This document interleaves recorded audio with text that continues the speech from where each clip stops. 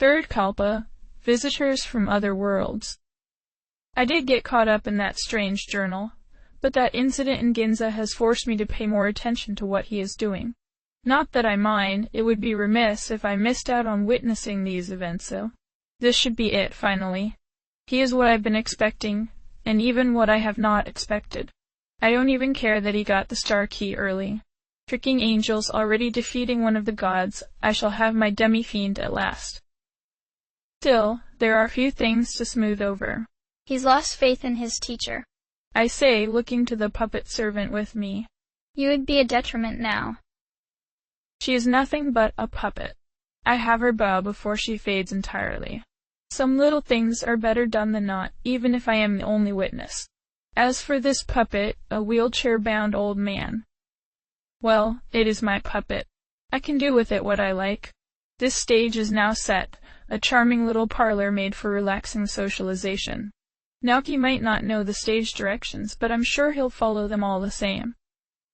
He is in the other room now, lighting the candelabrum of insight, wisdom, and compassion, after setting them in place. The third kalpa is lit now. He may compromise the tests and lessons contained there by being more powerful than expected, but we shall see what he does. Once the door unlocks, he and his soul follower enter. You're here? Naoki asks, puzzled and a bit wary. The goddess with him is even more wary. Should I not be? I jest with him, waving him inside. You've seen through a number of my tricks already, by accident or by your own wits. It seems fruitless to continue with such games. But come now. I've agreed to let you learn of some things when you reach these places, and I intend to keep my word. I see, Naoki says, then glances around. As I have my wheelchair, I've only called on one chair for this particular location. He looks to his follower with some chivalrous intent of allowing the lady to have the one seat. That's not necessary.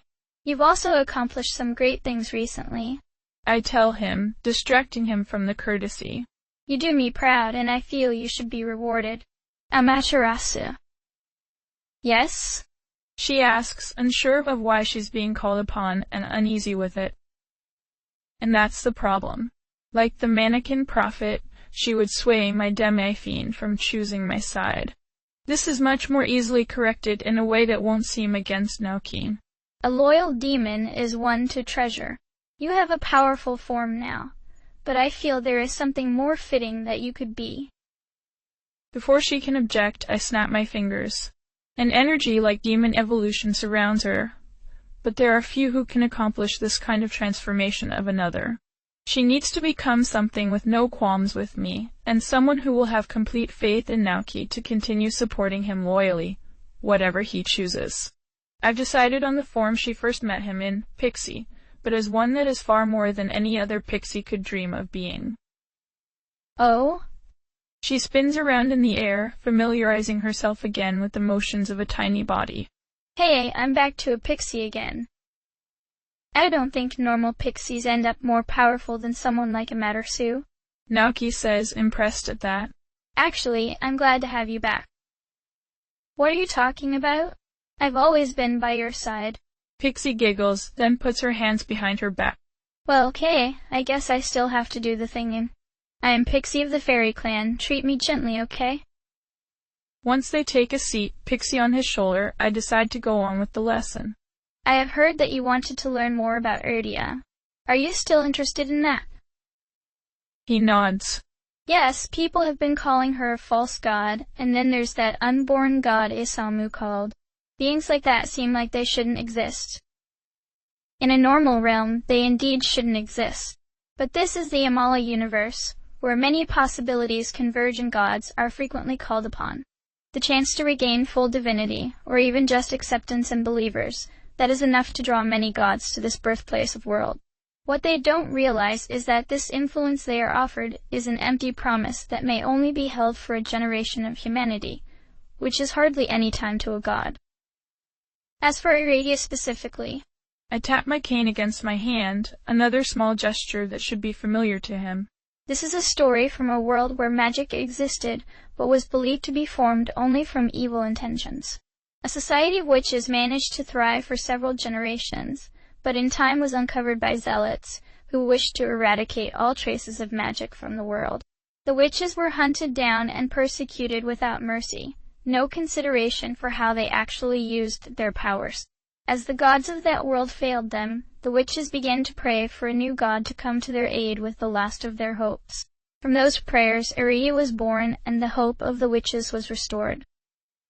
However, it was already too late. The last circle of witches fell in a deadly raid. Those who escaped were rounded up and burned alive in public view to enforce the beliefs of the zealot. Aridia had barely awakened as a goddess when she lost all of her believers. Perhaps worse than that, belief in her had not escaped the circle of witches. She was not even turned into a demon like other fallen gods. She became one of the lost.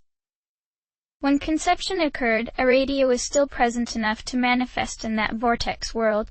She tried to persuade the reason bearers there to call on her. They did not listen.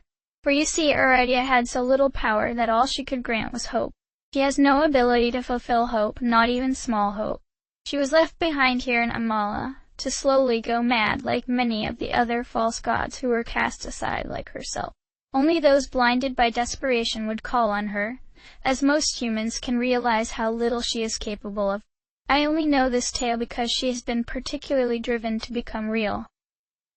And even though false gods have their uses, I don't believe Aridia will ever really become anything. She knows she's meant to save people, but her lack of experiences means she has absolutely no foresight, nor any understanding of humanity. She said some cutting and seemingly insightful things, but she doesn't understand what she's saying most of the time. If anything, she'd end up filling a role like Chemtrail. Only Chemtrail knows that he's fueled by misinformation. She has no such awareness, and thus has no use to me. If Noki had been told this earlier, I know he would have balked at the idea that his teacher was so flawed. But he's realized that himself. I see.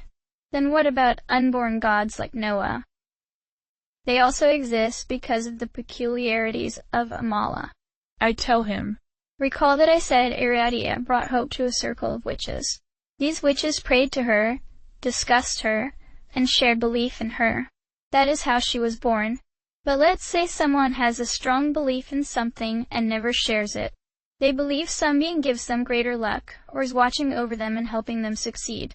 If they're fervent enough, they may even make something that centers their worship, an altar, an idol, something. But as long as they don't speak of their beliefs to others, the being is not real outside of their mind. But they might believe it's a more commonly known god or being. He says. I nod to that. Yes, that's what happens in most cases. But sometimes, you get a circumstance where that isn't how things go. The unrealized being has all the trappings of a god, with a believer, an object of worship, even rituals. Once that believer dies, however, they are immediately lost. Some of them don't even get a name, such as Noah itself. Isamu was the one who named that one, but it is still an unborn god until it gains another follower, when beliefs and information are shared among humans. As such, its powers are ill-formed and subject to change at the speed of thought. This also means that any world using an unborn god for creation will have unstable foundations even as it becomes real. Isamu's world didn't seem stable in the first place, what with everyone being separated. Noki says. It was just bubbles, like sea foam. It's one of the laziest reasons I've ever seen, even accounting for those that want restoration. I say. It'd hardly be worth taking over as it would be so simple. The reasons this time around aren't very appealing, not even Yasuga. While I can agree to the general principle, the way it wholeheartedly agreed to the terms of angels mean that the world born of that reason would be entirely under my enemy's thumb. There is something else that must be said, for his sake. Although that one, Jiu, it did have promise. There was genuine thought and selflessness behind it. It should have been given a better chance to prove itself. He says, accepting my statement as it is. Good, as things should be between us.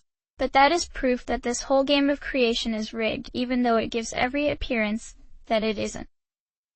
Yes, he was even given a servant of Kagutsuchi for protection, but one that had already failed in that regards. Since he is insightful, I should also tell him a little something he missed. I actually gave Futomi a chance to summon me for assistance, although I would be incapable of supporting a reason. He chose not to take it. That was when you were negotiating with Michael, so my attention was more with you. Are you angry with me for that? He asks. I smile at that and shake my head. Not any more. You pulled off your plan admirably. It was foolish given that your very soul was in danger. But then, what you got out of it, the temporary service of those 4 seraphs and the freedom of your family's souls, that was well worth it. I commend you for your success. I put my hand to my chin. That should do for now. Complete the 3rd kalpa and we will speak again. All right. But first, what rules does the 3rd kalpa have? It's good that he brought that up. Ah, well, plans have changed. You see, recently 4 powerful demons who back Shijima have come down here from your vortex world. Chemtrail of all people convinced them that this was a good place to ambush you if they were going to support Hikawa best. For that foolishness, I abolished the rules of the 3rd kalpa and let them use it. All rules, even that against new contracts. Though you may have difficulty finding those that have heard of this. So you took their plans as a joke? He asks, smiling at it. I have to laugh at that. Well, yes. Looking at you and Pixie now, I really don't think they stand a chance. While I was concerned when he went to meet with Masakato, he came out far better for doing so. This is a boost of power that he should not have acquired for a long time. It's going to be a lot of fun. It's almost a pity I'm keeping to an inactive mentoring role right now. Go on, prove to them why you are the demi-fiend. Sure, I'll do just that. He says, not held back by much now. My victory is close at hand. At first glance, the 3rd kalpa had some similarities to the first. There were square halls of what seemed like a wooden building, in a more sensible layout than the second. There were furnishings scattered about, vases, tables, chairs, and similar things. But looking at the wall, one could see dark veins running through them, beating subtly in the rhythm of a heart. Faint lines formed images that reminded him of science textbook illustrations of cell structure. While the furniture was normal, the pieces were more worn down, some damage to be seen in scratches and cracks. There was also the scent and feeling of being something alive. Although, now he was fairly certain it was the energy of the Magatsuhi he was sensing that way. Off on another adventure. Pixie suddenly sang out, flying off slightly ahead of him. Down in the depths, what will we find? Naoki chuckled at that. You inherited Huapo's dream? Yes, she sang cheerily. Tee-hee, everything seemed so serious before that I put it aside. But he's right, we are powerful now, so we can afford to be sillier. Right? For now, he said. This could be fun, especially considering some fellows that he was sensing nearby. I think we have some friends ahead too. I don't know who Hikawa was allying with, but I'm sure it wasn't them. Well, who is it? She looked around, so he pointed out the hall they needed to take to meet with them. Around a turn they entered a large room with a ladder in the center, and 3 doors with golden faces. Near the ladder there was a pair of the Jack Fairies. Black Frost was a great deal smaller than before, maybe even smaller than a normal Jack Frost. But he still retained his dark presence and colors. He's a pompous jerk, that's what he is. He'll heat you up for no reason. The other Jack was wearing strange sci-fi-esque armor, complete with a little matching machine gun. It meant that unless the 4 Shijima demons knew almighty skills, this one could be more dangerous to Naoki. You heat people up too, he said, his voice altered by the armor. Well, I usually have a hee-ho reason for that, Black Frost said. And you do too. I'm a demon hunter, ho, of course I do. Then he aimed his gun at the 2 of them approaching. Like these guys. Black Frost glanced at them, then hastily shoved the other to the floor. Hee-ho, why? Why? The armored Jack grabbed his gun, still ready for a fight. You doofus, that's the demi-fiend. Black Frost then spun around and saluted them. Hee-ho, hello Demi. Hello, Hee-ho. Naoki said, waving to them. If Black Frost was going to greet him in a friendly way even after their battle, he'd do the same. How are you doing? Oh, I'm doing great, he said. but don't be asking why I'm suddenly smaller or anything. While that halicious Magatama made me a lot stronger, I feel more clear-headed without it, ho. No more creepy buzzing in my head. How do you stand all that with so many of them? Their voices are clear to me, Naoki said. I have all of them now, so their thoughts are my own. Who's this guy? This is Demone Ho, one of us who became a legendary demon on another world, Black Frost said. Demone Ho had gotten back to his feet now. Wait, I heard of you, Demi-Fiend. You were a human who was given demonic sources of power which should have driven any ordinary human insane. But you've mastered them? I'm still working on that, he admitted. We are working in union. Well, that's far better than you should be, he said, giving a nod of respect. And you have a mission down here? It is bad manners to interrupt another on a mission, ho, so I can leave you be. Hey, but maybe all of you can work with me? Black Frost said. I'm on a mission too, ho, to defeat Frost Ace. He's a superhero, Demone Ho said. Black Frost waved his arms. And a demon too, don't forget that. We're all demons here. And I'm gonna be the most evil demon ever, so I've got to beat up Frost Ace. Where is this Frost Ace? Naoki asked. I dunno, Black Frost said. But I know I saw him lurking around here. It's just these doors, there's so many of them around, leading to twisting halls and small rooms, and they all test your innate power some.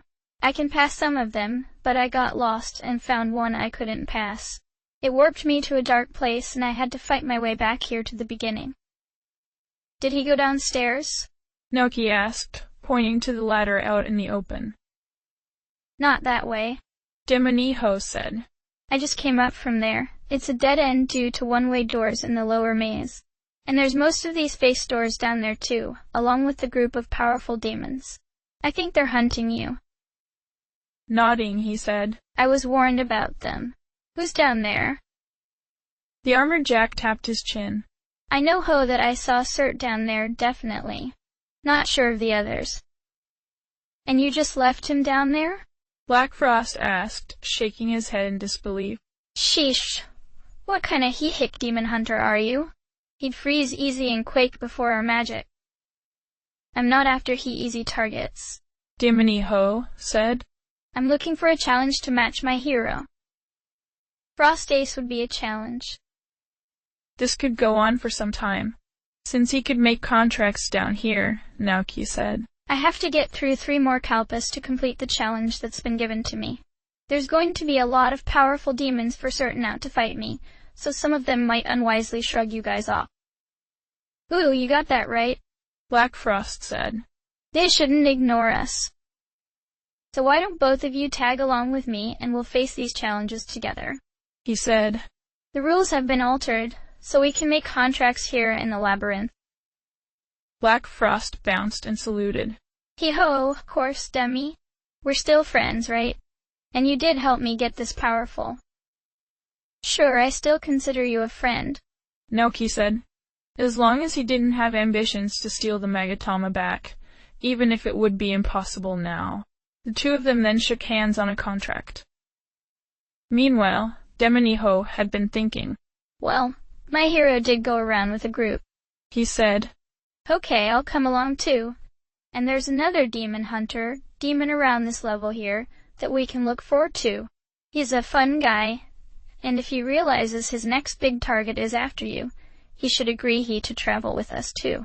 You'll know him from his cool hat. All right, Naoki said, then also shook hands with him over a contract. So these doors are going to test our power. Sort of, you just let them scan you, Black Frost said. The door thought Naoki's strength was worthy of praise, so they were all allowed through. It seemed the doors didn't care about a group as long as at least one of them had the power it wanted to see. Occasionally there were doors that insisted on measuring a demon's power. Naoki couldn't pass those, but he could judge which of his 3 companions was most likely to satisfy the door. Black Frost was powerful magically, while Demone Ho was all about physical power and defense. And then Pixie somehow had an absurd amount of luck, in case the doors wanted that. In one of the winding halls, where they had a choice between a ladder down and another gold-faced door, the sound of gunfire caused Naoki to step back into the short hall they'd emerged from. Demoni-Ho went ahead. His armor would keep him safe. "Who there, fellow? Oh, who there, fellow?" Another voice called back. Another Jack came over. Not only did he have a cool black hat, but he also had a suit and cape to match, giving him a very dapper appearance. "Sorry, Ho. Didn't realize you were with those guys." "It's okay," Demoni-Ho said, then introduced them to each other. This was Raiho they had found. "How's your hunt going?" "Not too great," Raiho said, although he didn't seem discouraged. "I got separated from Samurai Jack. I'm not sure if he's even in this world anymore, so I'll have to track him back down once this mission is done. Also bumped into some crazy calling himself Frost Ace, which got me lost when I stepped on a teleport track. Yet I'm not giving up, Ho." "You've seen that jerk Frost Ace?" Black Frost asked. "Where did he go?" Raiho pointed over to the ladder. "Downstairs, pretty sure it was here too. And, He shifted his hat. I've been hunting all over this place, but I'm starting to think that my target is actually in the next Kalpa. For one thing, there aren't any signs of his magic around. There's some pretty tough demons down on the next floor to the exit, though don't want to exhaust myself before the big battle, so I was thinking of some way to sneak by." "Who are you after?" Naoki asked. Happy to be asked, he twirled his old-style pistol around. "Only one of the biggest, baddest demons around, Ho. Any demon hunter who tangles with that pest and comes out alive is honored, even more if they're actually victorious. He's one of the great lords and princes of hell, with many faces for many evils. Even the horrible evil god Baal is merely only of his guises. I'm after none other than Beelzebub." "Dun dun dun," Demoni-Ho sang out cheerfully. Pixie giggled. It was likely that Beelzebub was around to test him. But these guys were making this huge maze of doors and teleports more fun, and there was no rule about him doing this alone. "Well, I have to get to the next Kalpa too," Naoki said. "And I'm helping Black Frost at least find Frost Ace. Why don't you come along too?" Raiho looked him over. Well, you're the Demi-Fiend, and that'd make you a high-profile target too. Boot, if Demoni-Ho likes you, then you can't be all bad. Well, he respects us, which is more than most high-profile demons do," Demoni-Ho said. "Great. Then sure, I'll join the hunt with you." They spoke a contract and shook hands on it. Since Frost Ace had gone down the ladder and the exit wouldn't be up here, they headed down to the next level. Naoki closed his eyes and scanned the area. Moving in a downward spiral, this level's path was made up of many loops, big and small. There were a number of portals and dead ends too, although he couldn't sense which portals were connected to which. All paths passed this area before the spiral would eventually go down. Oddly enough, there were only 5 demons here. One felt much like the group of Jacks with him. "Either Frost Ace or your friend Samurai Jack is down here," Naoki said. "There are 4 other strong demons around, the ones who must be working for Hikawa. Other than them, this place is empty and winding." "Whoa, you've already got intel on them?" Raiho asked, his eyes wider than usual. Horrific. Demi's got special powers," Pixie said proudly. "So who are these guys working against you?" Demoni-Ho asked. "They're followers of Shijima, which is really fucking awful." Black Frost said. "To put it bluntly, what he said," Naoki said. "They want to remove all emotions from everyone to create a world of what they call serenity. I call it total boredom." "That is awful," Demoni-Ho said. "You can't let 'em win." "I won't, don't worry," Naoki said, looking down at him and Raiho. "But you two are demon hunters. We're contracted already, but I'm willing to pay you guys for helping me knock off these 4. A mix of maca and items. What do you say?" He didn't plan on any costly fusion soon, and there were plenty of items that he could spare as reward. It would make them happy while embarrassing the Shijima demons and losing to these jacks. It was an all-around winning situation as far as he was concerned. You got it, Demi. Black Frost said, even though he wasn't one of the hunters. Yeah, we'll prove ourselves to you. Raiho said eagerly. Demoniho just saluted to the offer. Naoki smiled at them. Great. Then I'll let you know when we're coming close to one and the layout of the halls around him. Just for the fun of it, he shuffled his skills around to play a supporting role to the group. It left him without any skills or spells to attack with himself, but he could always give a good punch in a pinch. They found Cert first. The reds of his dark skin stood out in the brown halls. However, the fire giant would struggle to crawl through the doorways around him, and some of the walls in the spiral were replaced with bars. All of the Jacks and Pixie knew ice spells, so they could assault him quickly through one of the barred walls.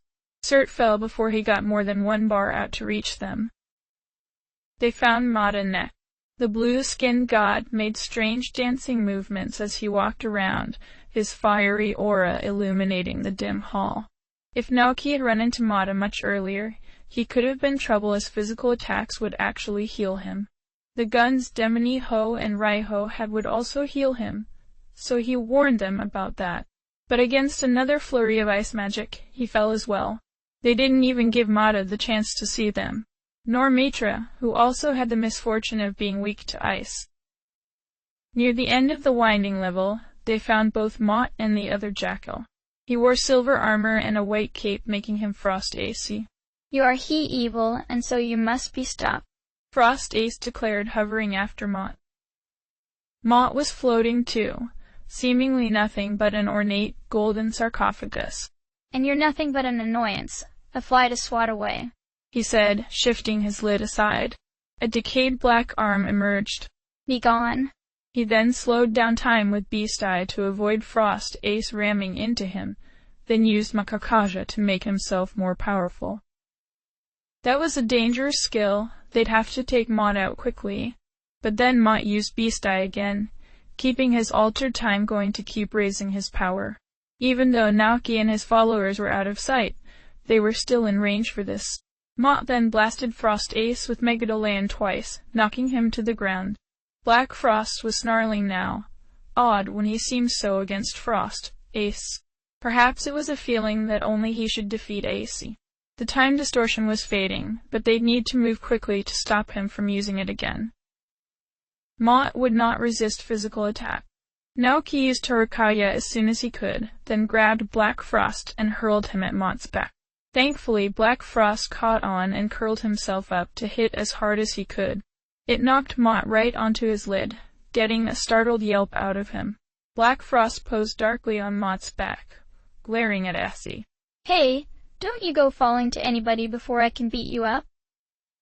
Huh, be black, Frost Ace said, sitting up barely conscious. Pixie, heal him up and then start using Maziodyne, Naoki said. Electricity was Mott's one weakness. He shifted shock back into his abilities, just to take Mott down before he could use Beast Eye again, and blast them all without end.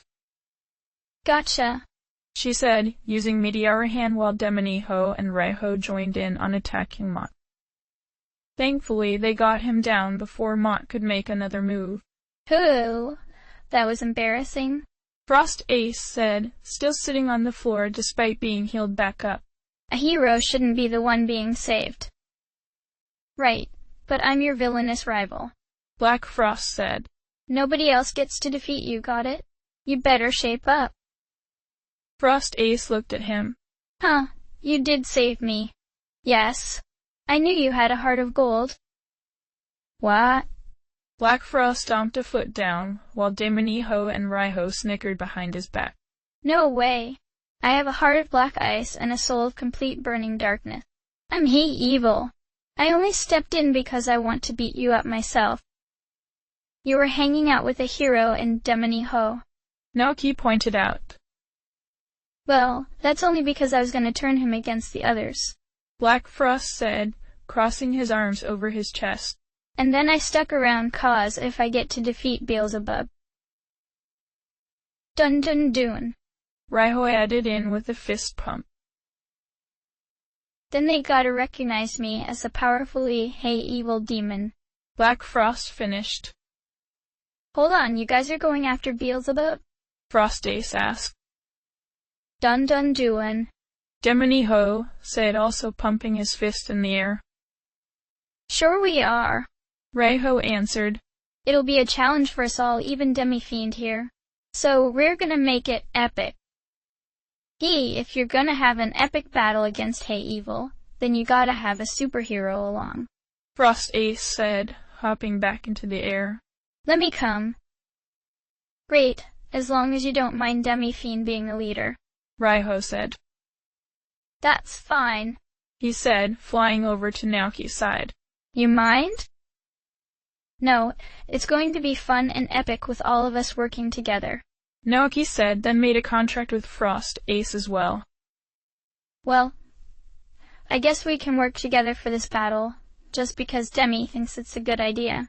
Black Frost said, turning away, but he seemed eager for something, either for the battle in the next Kalpa or a chance to corrupt his rival. End of chapter.